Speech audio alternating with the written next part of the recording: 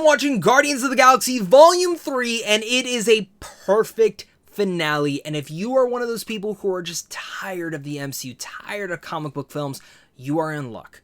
James Gunn not just delivers a straightforward James Gunn film through and throughout, where it's not just that same formula that you've seen before. It's weird, it's wacky, it's endearing, it's heartfelt, it's hilarious, it's pretty badass, and in the end of the day, it is an emotionally perfect finale. I'm very excited to talk about this movie in a non-spoiler light because I'm not going to be spoiling anything. I'll have a full spoiler talk later next week once the film is actually released.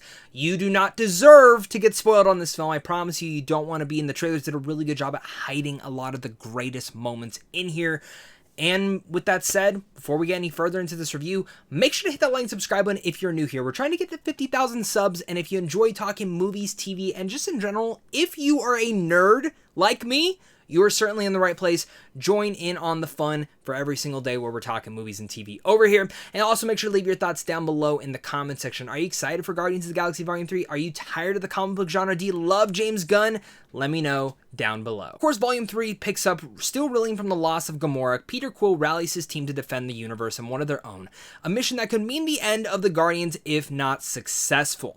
Now, let's start with my pros on this because like I mentioned, this is a perfect finale, but there are a couple aspects in here that I find that some people might be a little bit disappointed in. Everything that I wanted from this movie, I got. But there's a couple things that people might be a little bit disappointed in. We're going to talk about those. For me, I'm a little bit biased when it comes down to the Guardians of the Galaxy. Just as a point blank and understanding of that, the first Guardians of the Galaxy is still my favorite MCU film. I'm going to go see this one more time before I end up ranking everything, but this is pretty damn high on that list, I'm not going to lie. Guardians of the Galaxy Volume 2, I think, grows on me each and every rewatch. I really love what that film is, and specifically, that is a through and throughout James Gunn film, specifically in the pacing, the tone, and how that whole film plays out. Not like the original Volume 1, which is again a James Gunn film, but you can kind of feel the Marvel formula in there.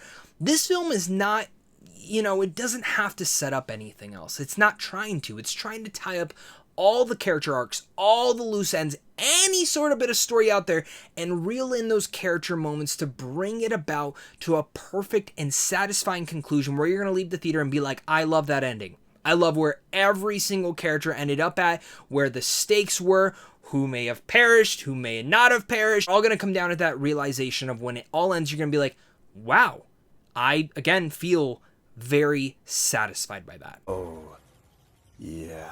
That's what she said. But really diving into this, I want to start with the performances from each and every one of the actors in here.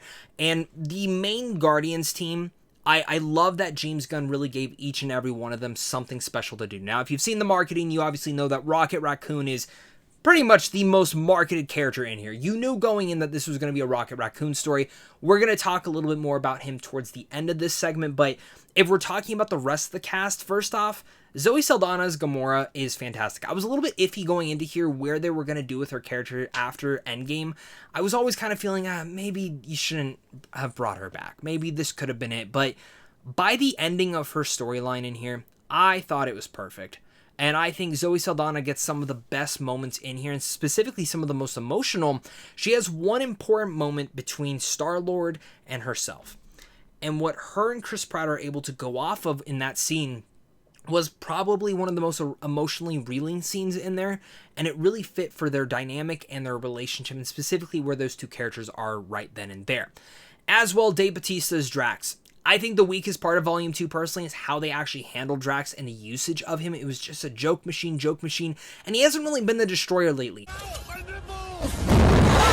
Thank God he gets to destroy some stuff in here, but his, again, entire crux, his entire storyline, when you look at his entire story, the way they kind of showcase it in here, it's perfect. Again, there's a moment between him, Nebula, and Mantis in here that is one of my favorite moments in all of the MCU. I tried not to cry. It was perfection, and it was Dave Bautista just nailed it in there. And again, the comedic timing from him is always great as well. As well, Karen Gillan, Nebula, she's probably had one of the biggest arcs in the entire Marvel Cinematic Universe, and it continues here. loved where they took her character. Also going into that, Palm's Mantis in here, I really liked Palm's personality, of course, in Volume 2. I liked her in Infinity War. I liked her in Endgame. And the holiday special, she really got to showcase in there her acting capabilities and how strong of an actress she is in here. Oh my god, she had some of my favorite moments in here, and she's badass as well. You get to really see her kick some ass in here. When I mentioned that every person gets a moment to shine in here, I mean that in the emotional department as well as in the action department. And if we're really looking at the final two characters who've been the protagonists pretty much for this entire trilogy is Star-Lord and Rocket Raccoon. Chris Pratt is absolutely killer as Peter Quill. I love where they took his character. I think out of all the storylines, his is probably the most predictable for where they are going to take that at.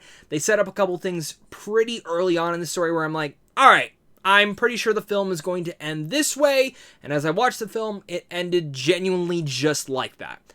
I don't mind that it was predictable, though. It fit the character and it fit the exact arc that they set up from the first film all the way to this film. And again, you're going to hear me say that a lot, is that James Gunn just sets up those arcs perfectly to end in a satisfying manner, and the way that he hook, line, and sinks you in to all the emotional capabilities is some of my favorite aspects of what he's able to do within this film.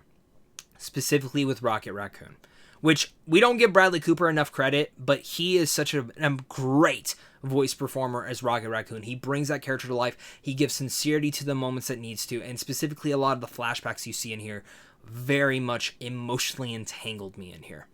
I cried a lot at those. And a lot of that's just because I love animals, but it's a horror story to see where Rocket Raccoon had come from and how much the High Evolutionary has really destroyed a lot of his life and how much he has been scarred. And seeing just the small moments where if you go back to the first Guardians where Star-Lord sees the back of Rocket Raccoon, sees the implants and his reactions to that, it all ties back to those little moments that Rocket Raccoon always hid from the team. And seeing what Bradley Cooper is able to do with that voice and seeing what James Gunn was able to write into here just made for overall a beautiful and poignant story to be told throughout the MCU. And Rocket Raccoon's been like top 3, top 5 MCU characters for me up until this film. But leaving this movie, I think there's an argument to be made that he is the best written MCU character of all time. Over Iron Man, over Captain America, over Spider-Man, over Daredevil, over a lot. I was very much riveted by his entire storyline, and I can't wait to go back and rewatch all the Guardians films, now knowing all the different storylines for each and every one of these characters. And of course, Groot is just stellar. I love how they use him in the action sequences, and he has some great standout moments. And also, I didn't get to really talk about this, but Lila, played by Linda Cardellini, she is adorable during the flashbacks. Jumping into the rest of the cast, this is a huge cast. Sean Gunn is Kraglin, great. Will Poulter is Adam Warlock. Let's talk a little bit about him. I like Will Poulter in this role a lot. I'm not a huge fan of Adam Warlock from the comics. I think he's a cool character, but I've never been like one of the biggest diehard fans. I will tell you right now, diehard purist fans of Adam Warlock are going to be disappointed with this role. Now, the way that I went into this, I expected for Adam Warlock to pretty much just be an introduction to the character. That is pretty much what this is. It doesn't destroy or disfigure this character. It's exactly what you would expect from just seeing the marketing. Yep, that's going to be Adam Warlock. He's going to do this. He has a couple cool moments throughout it. And it's a great introduction, and that's about it. That's about it. There's not much more to say about Adam Warlock there. Same thing with Maria Bakalov's Cosmo the Space Dog. I really liked Cosmo in here. I wish actually Cosmo was in it a bit more, but specifically what they were able to finish out with that, it was fun. Last but not least, the High Evolutionary. As a villain, I think the Guardians of the Galaxy has always had some of the more weaker villains, specifically because they're just warmongering crazy people who want to either take over the galaxy or maybe want to change up the galaxy to make it perfect in the sense of the High Evolutionary. The High Evolutionary I actually think is one of the scariest villains that the MCU has ever faced before, but that's about it. There's not much depth there. It, again, didn't bother me. I didn't go into this expecting the most depth on the High Evolutionary. It's going to be different for every person on how they feel with that, but I did think the performance was good. I think that's where we kind of just go and shift over to this, is that James Gunn just knows how to write and nail characters, specifically for the heroes that we've been following along. He knew that we wanted a satisfying conclusion from every single person involved in here, and that's exactly what we got. He knows how to hook, line, and sink all those emotions in, but he also knows how to tie in that music. And I think for me, seeing how he ties the music into the first 2 volumes was perfect. And for me, this one has a different type of style to it. There's one song in here, though, that the second it kicked off, I'm like, we're about to experience the most badass action sequence probably in all of James Gunn's career. And it absolutely was that, and probably my favorite action sequence he's done yet. I cannot express enough. The second this song kicked in, and they start walking towards this thing, and it kicks off, I'm like, yep, we're about to get this. And it's an amazing action sequence that turns into an amazing one-shot take that you are going to absolutely lose your shit over. You've seen little glimpses of it in the trailer, but seeing it all pieced together was just mind-boggling. I love one-shot takes, and I love James Gunn's style of action, and I think he just absolutely killed that moment. And all the other musical choices in here are fantastic. I really love the final song, and I also surprisingly love the beginning of this film, which I think that's where a lot of people might detour from this. This film is pure and pure out a James Gunn film. If you like James Gunn films, you're probably going to really love this movie. If you don't love James Gunn movies, you probably might be a little bit weirded out by some of the choices in here. Love how James Gunn dives into the weirdness of that all, but also the weirdness in ourselves and the empathy that we feel within ourselves and the guilt that we might follow from maybe things that have happened in our past and the way that second chances could affect us in new friendships, new families, and all sorts of those elements. It's beautiful and brilliant. The tone of this film goes from very emotional and depressing to kind of very heartfelt and endearing and hilarious at other points, and then action-packed and weird as hell, and then back and forth, back and forth. And the opening of this film is kind of depressing with the musical choice that they picked there. And while I really dug it, it shows where all the Guardians are at one point in time and where they are at in this team and what they are feeling. And it felt like a weird place to start the film. I dug it, but I can see other people being disappointed in it. But that's, again, what James Gunn does, is mixing and shifting those tones so well.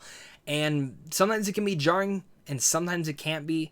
But, again, like I mentioned, I could not get enough of it. Now, as a little bit of housekeeping before we get to the end of this review, there are 2 post-credit scenes. Both are pretty important, I would say.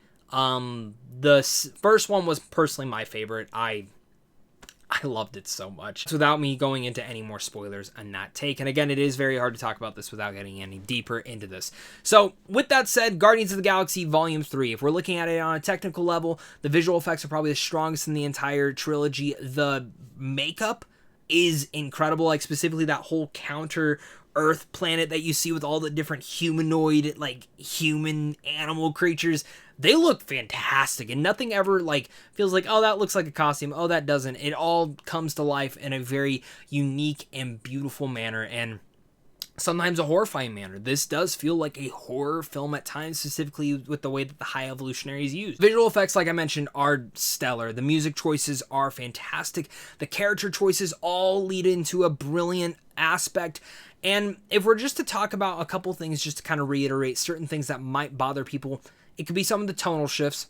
Definitely Adam Warlock might disappoint some big, pure Adam Warlock purists. With that said, Guardians of the Galaxy Volume 3 is endearing. It's heartfelt, it's hilarious, it's badass, but most of all, everything you wanted from a finale. I cried, I laughed, and I completely felt satisfied. James Gunn has delivered the perfect finale in one of the best trilogies of all time. Every character, I was so impressed, got all their time to shine, and I could just go on and on for hours about how much I love this movie. I genuinely just... For people who have followed me for a while, Toy Story is my favorite like franchise of all time, and like diving into that, and I have not felt this emotional towards an ending of a franchise or an ending of like a team since that Toy Story 3 one. And it's perfect. It's perfect. It's a perfect finale for me. People will have disappointments. People will have its gripes. People will be disappointed. I don't know. That's just how the world is. But I definitely want to hear your guys' thoughts down below in the comment section. So make sure to leave your thoughts down there. And with all that said, I'm going to give Guardians of the Galaxy Volume 3 an A+. As a Guardians fan, this movie hit all the marks for me, and I'm sure it's going to be different for every single one of those people. If you're one of the people who are disappointed in it, let me know down below. If you felt the same way as me, let me know down below. And also make sure again to hit that like and subscribe button, because again, we're heading to over to 50,000 subs by the end of this year. That is the goal. Join this fun movie channel and look forward to a ton of MCU content, specifically when it comes down to the Guardians next week. So of course, until next time, stay classy.